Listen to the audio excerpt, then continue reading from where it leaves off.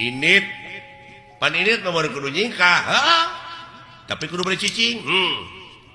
lu mampah ulah ngalengkah sok caritakeun atuh sanajan ini kamana-mana tapi hate cicing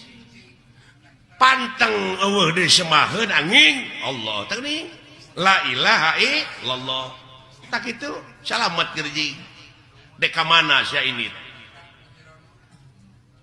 Allah yo aki hese teh jelema teh dengan kitu teh Pak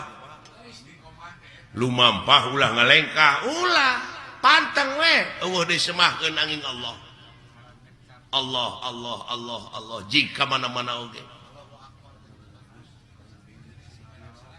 iya ya Pak kade eta jadi lamun nepi tak kajarah ka kuburan Semar teh kudu mawa susuguh ta eta nu jadi mitos teh naon sasajena kumaha pangabeuki sia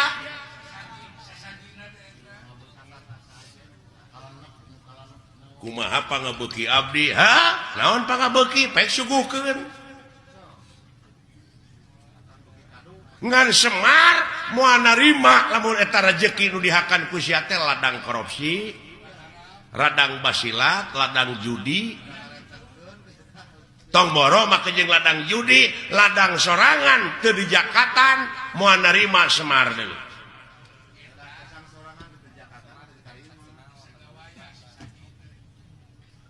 Oh, Semar ieu?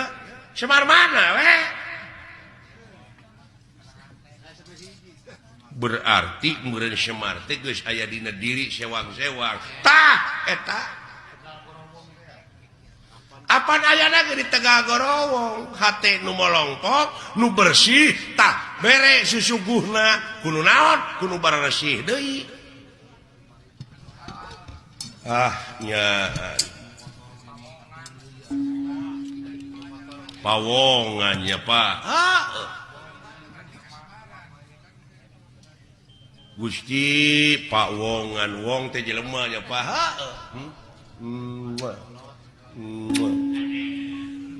atau ngejot beuheung jang